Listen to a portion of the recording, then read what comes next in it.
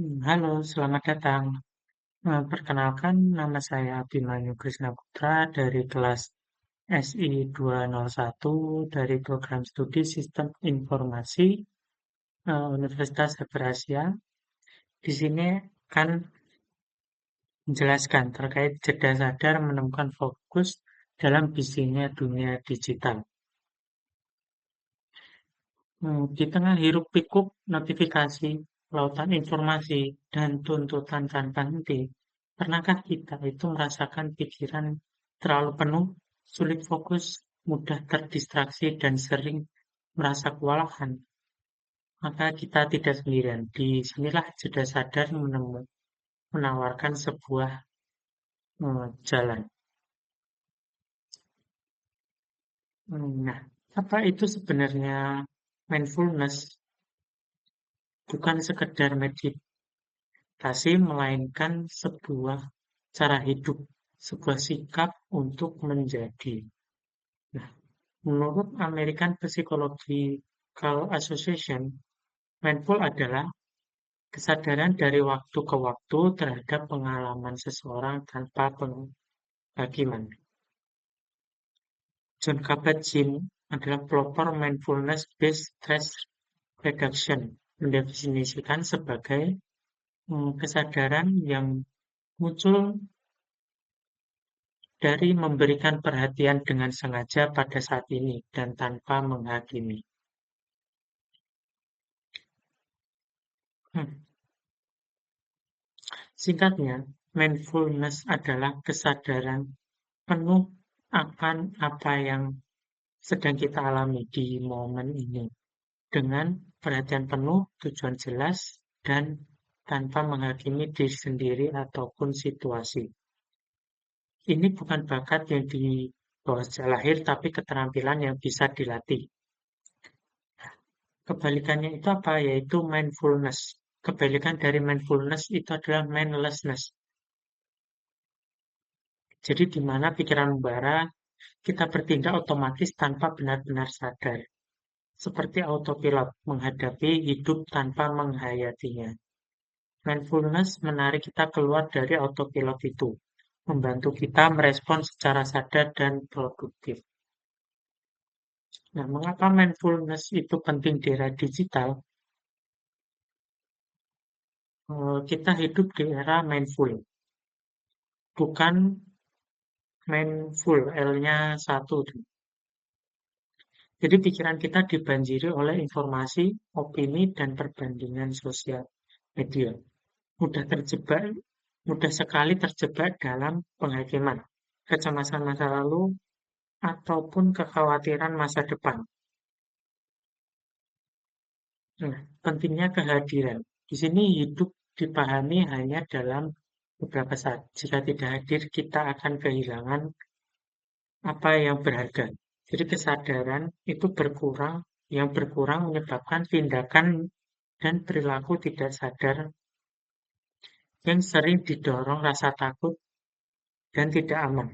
Ini dapat membuat kita merasa mandek, kehilangan kepercayaan, mempengaruhi kesehatan. Nah, mindfulness ini adalah praktek pikiran tubuh yang bermanfaat bagi kesehatan psikologis dan fisik. Ia menawarkan jalan yang sederhana, namun kuat untuk melepaskan diri dari keterpurukan dan kembali terhubung dengan kebijaksanaan dan vitalitas diri. Ini adalah cara untuk mengendalikan arah dan kualitas hidup kita, termasuk hubungan dengan keluarga, pekerjaan dunia, dan yang paling terpenting adalah diri sendiri. Nah, value yang didapat dari sini adalah mendorong kesadaran diri dan kemandirian dalam mengelola kualitas hidup di tengah tekanan modern. Nah, di sini yang berikutnya itu adalah fondasi dan sikap mindfulness yang disampaikan oleh John Kabat-Zinn. Di sini ada tanpa menghakimi, ada kesabaran, ada pikiran pemula, percaya, non-striving, penerimaan, dan melepaskan. Kemudian manfaat ilmiah dari mindfulness. Di sini ada beberapa. Yang pertama ada mengurangi perenungan, yaitu studi yang menunjukkan mindfulness secara signifikan mengurangi gejala depresi dan perenungan, serta meningkatkan kesadaran diri. Yang berikutnya ada pengurangan stres. Di sini banyak penelitian mengonfirmasi bahwa melatih kesadaran dapat mengurangi stres, bermanfaat untuk berbagi masalah klinis. Dan yang berikutnya ada meningkatkan memori kerja. Di sini ada meditasi kesadaran dapat meningkatkan kapasitas memori kerja bahkan di bawah tekanan yang tinggi. Kemudian ada meningkatkan fokus. Meditasi kesadaran membantu meningkatkan fokus, perhatian, dan menekan informasi yang mengganggu. Meningkatkan fleksibilitas kognitif. Kemudian ada yang berikutnya, ini ada reaktivitas emosional yang berkurang. Mindfulness itu membantu melepaskan diri dari gambar yang mengganggu secara emosional dan lebih fokus pada tugas kognitif. Ini juga memberikan pilihan ketiga, berada bersama emosi, memisahkannya dari pikiran tentang emosi tersebut. Kemudian lebih banyak fleksibilitas kognitif, memungkinkan respon yang lebih adaptif terhadap situasi stres atau negatif. Kemudian ada kepuasan hubungan. Nah, di sini kemampuan untuk menjadi mindful memprediksi kepuasan hubungan dan keterampilan komunikasi emosional, serta melindungi dari efek stres konflik. Kemudian ada manfaat kesehatan lainnya. Di sini ada meningkatkan wawasan diri, ada moralitas, ada intuisi, fungsi kekebalan, kesejahteraan, dan mengurangi tekanan psikologis. Mindfulness juga meningkatkan kecepatan pemrosesan informasi dan mengurangi pikiran yang tidak terkait dengan tugas. Nah, apa sih hubungan mindfulness dan fokus? Nah, seperti kita lihat, mindfulness dan fokus itu sangat erat hubungannya. Fokus bisa didapatkan dari diri yang penuh perhatian dan kesadaran. Dengan latihan kesadaran setiap hari, kita melatih otak untuk fokus lebih baik, mengingat lebih menyeluruh, bahkan lebih mengontrol pikiran. Namun, ada satu kesalahan besar yaitu multitasking. Banyak dari kita itu berpikir bisa melakukan banyak hal sekaligus. Padahal seperti beralih di tab browser, pikiran kita sebenarnya hanya memproses satu hal dalam satu waktu. Yang kita anggap multitasking sejatinya adalah text switching, yaitu beralih tugas dengan cepat, bukan multitasking. Di sini dapat merusak keefektifan dan menurunkan produktivitas. Dan beban peralihan antara tugas ini itu dapat dikurangi dengan memberikan perhatian penuh pada satu aktivitas. Kemudian yang berikutnya ini adalah strategi praktis untuk menemukan dan mempertahankan fokus. Di sini ada beberapa. Jadi bagaimana kita menerapkan jeda sadar ini dalam keseharian? Ada dua tantangan utama untuk fokus. Yang pertama ada prokrastinasi atau memulai dan distraksi atau di sini harus tetap fokus. Tujuan kita adalah fokus dan hadir pada tugas yang ada. Berikut ini ada strategi praktis untuk menemukan dan mempertahankan fokus. Yang pertama ada perjelas apa yang paling penting. Di sini jika prioritas itu tidak jelas, kita mudah teralihkan. Tetapkan niat pada yang jelas tentang bagaimana waktu kita akan dihabiskan. Yang kedua, jadikan hal terpenting sebagai opsi pilihan paling menarik. Ubah perspektif. Alih-alih melihat pekerjaan sebagai beban, buatlah ia menjadi pilihan yang paling menarik di antara daftar hal menarik yang bisa dilakukan untuk hari ini. Kemudian yang ketiga, ada kembangkan pola pikir yang benar. Di sini menyiapkan mental untuk aktivitas yang akan dilakukan.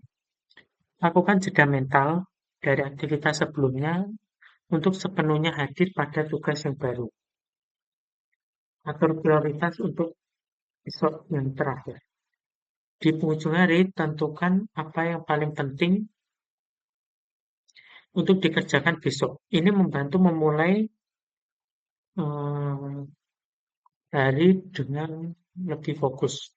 Untuk tetap fokus, yang paling terhindarkan akan di, yang paling tak terhindarkan akan diganggu pikiran, maka kita perlu berlatih,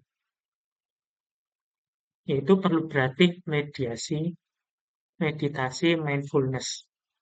Meditasi meningkatkan kemampuan kita untuk pulih dari gangguan.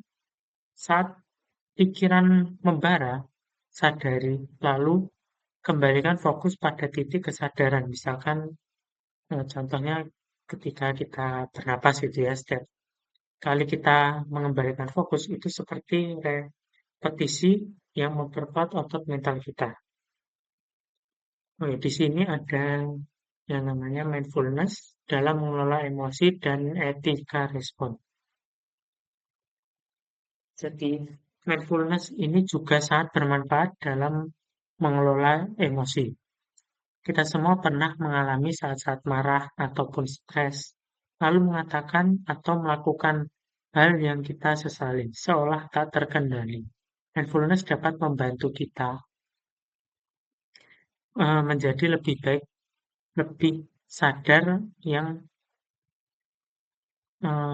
akan emosi sebelum emosi itu membesar dan mengambil alih diri. Alih-alih baru sadar setelah menyerang seseorang, kita bisa menangkap kemarahan saat masih ringan dan meredakannya. Ini juga tentang melihat pikiran dan emosi secara lebih objektif. Ketika stres ataupun cemas, mindfulness memungkinkan kita mengambil langkah mundur, menyadari bahwa emosi itu mempengaruhi pikiran kita, kita bisa memisahkan emosi mentah dari pikiran yang kita miliki tentangnya. Ada perbedaan antara memikirkan semua alasan mengapa kita kesal dan hanya menyadari bahwa kita kesal. Mindfulness memberikan pilihan ketiga, yaitu berada bersama emosi. Dengan menahan emosi dalam kesadaran penuh, kita dapat mengamati emosi dengan cermat hingga ia berlalu secara alami. Ini mungkin memungkinkan kita membuat keputusan yang sadar dan sengaja tentang bagaimana menanggapi informasi yang diberikan oleh emosi kita, bukan sekedar bereaksi impulsif. Dan tanggung jawab diri dan dampak lebih luas. Di sini praktik mindfulness itu sama dengan tanggung jawab pribadi. Nah, pada akhirnya Pak, jadi untuk sekarang untuk praktik mindfulness itu adalah tentang tanggung jawab pribadi. Itu tanggung jawab untuk mengelola perhatian kita, pikiran kita, dan respon kita terhadap dunia. Ini adalah komitmen untuk hadir secara terbuka tanpa menjadi korban dari prasangka atau ekspektasi diri. Dengan menjadi lebih sadar, kita tidak hanya meningkatkan produktivitas diri, tetapi juga kualitas hubungan kita, baik dalam keluarga, pekerjaan, maupun dengan lingkungan sekitar. Nah, ketenangan batin yang kita kembangkan melalui mindfulness sangat dapat memancar, menciptakan lingkungan yang lebih positif dan harmonis bagi semua orang. Ini adalah kontribusi nyata kita terhadap dunia yang akan membuatnya menjadi lebih baik, dimulai dari diri sendiri.